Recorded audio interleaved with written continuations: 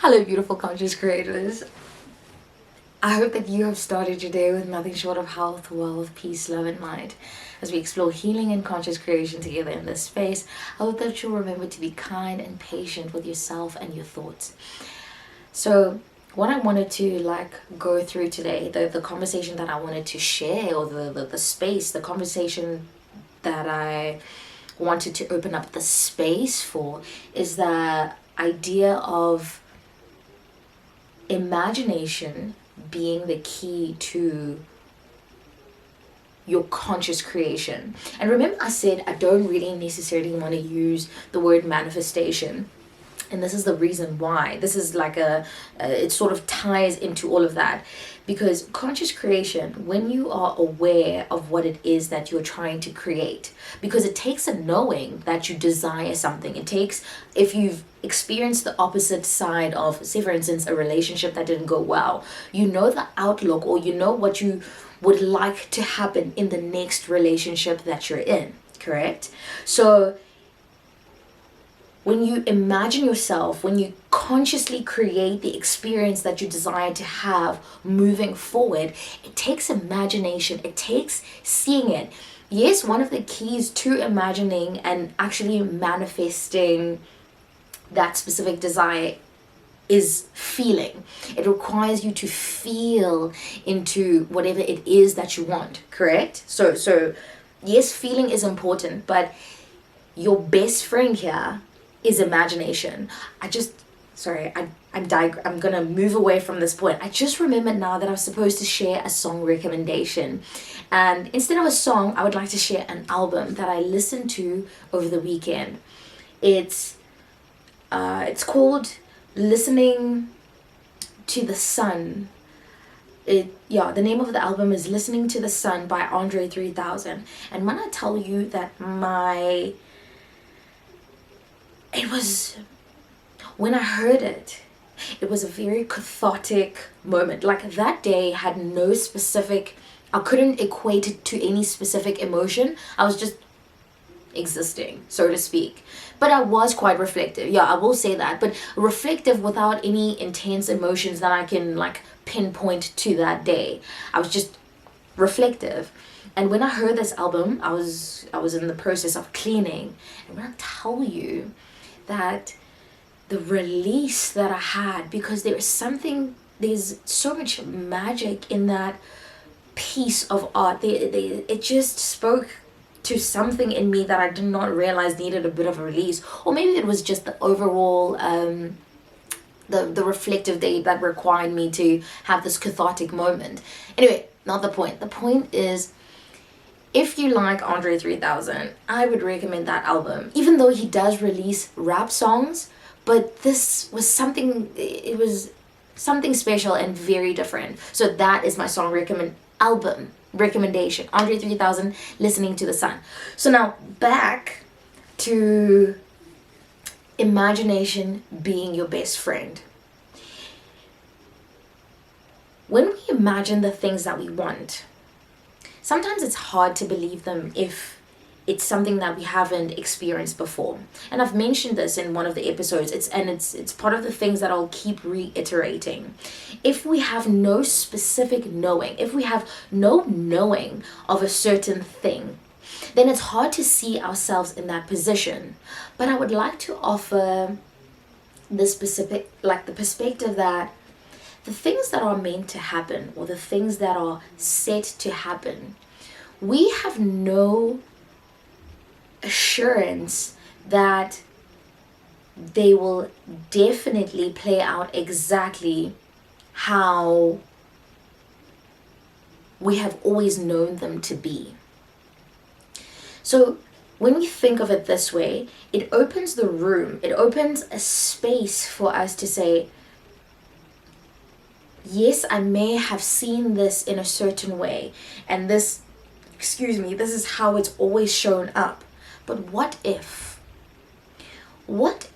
I can see it unfolding in a different way? And what if by me seeing it unfold in a different way, because reality is not set in stone, unless it is predetermined within yourself. It's something that resonates in, it's something that is dead set in your beliefs, because we attract the things that we believe in, and the things that we believe in are what we are. They make up an essential part of who we are. And so we attract those things that we believe about ourselves. So if you believe you're beautiful, for instance, if you affirm that you not just beautiful on the outside, but beautiful on the inside, beautiful, like you exist in a state of receiving beauty, even like kindness, or you can relate that to people being kind to you. You share beautiful experiences with you, you share beautiful experiences with those people. If beauty is something that resonates with you, if there is a knowing of beauty that exists in your life, then it's easy to imagine yourself experiencing more of that. Now, when we are feeling into a different reality or a different desired outcome that we would like to see, it is important for us to use our imagination and stay persistent in imagining that specific thing. Because, like I mentioned, it's hard to imagine the things that are unknown to us. So we have to lead by faith and not by sight. Biblical. We have to lead by faith and not by sight, and we have to persist in an end that, even though we may not have sure or dead set assurance on, we have no tangible evidence that it will show up how we're imagining it. There's no specific evidence to say that, even though this is something that I have not yet seen or witnessed in my life before, this is not a feeling that I know, that is known to me, even though that is the case, by imagining myself there and enjoying myself there in like I used at the beginning of the episode, the example of a relationship where this person is serving you. They serve you in a way that feels almost unnatural to your nature. It feels unnatural to how you've always known people to be in relationship with you. If that is something that is not familiar to your spirit, it will be hard to imagine. But by persisting, it will start showing up steadily, and it will start almost, actually, that's the beauty of, now, like, I just want to link it to affirmations. Just before I went on holiday, I wanted to affirm, like, royalty. I was like, oh, I'm royalty. Like, what does that feel like? What does royalty feel like to me? It feels like being able to, I don't know, I can't even think of an example right now, but I just kept affirming royalty, and I was like, it feels good to just be relaxed and know I don't have to worry about anything, and everything is taken care of. That's how my mind was defining royalty at the time. And when I went on holiday, and now, like, fast forward a couple of weeks later, like, it's not something that I thought about. Like, it's like, I enjoyed the feeling. Yes, I keep manifesting the fact that, I enjoy feeling like a royal. I am royalty.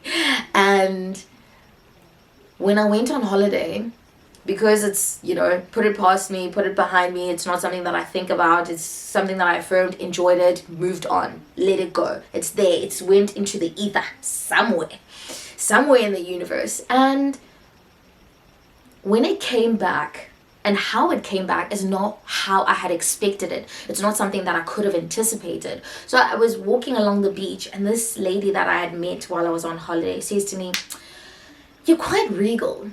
I was like, what? I thought she said, "You're quite real."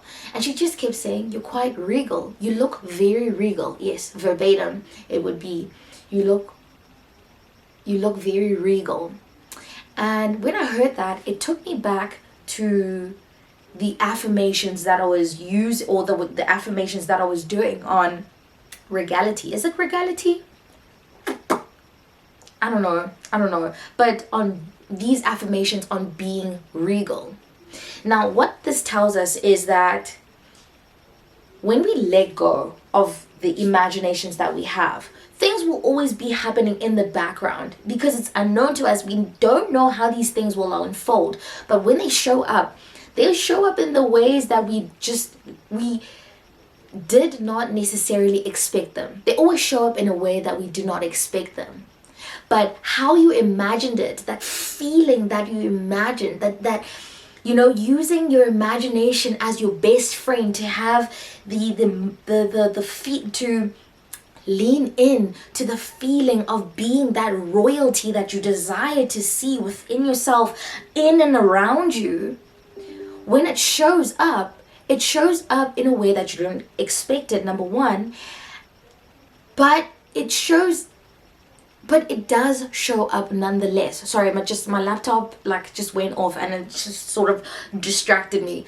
But it does show up nonetheless. And the reason is that things are always happening in the background. So based on the things that we know, we can open ourselves up to having a different desired outcome, regardless of the things that we have experienced in the past. And in order to achieve that, our imagination is our best friend. Because if you can see it, if you can feel it, then it sort of naturally draws itself to you. But by not holding on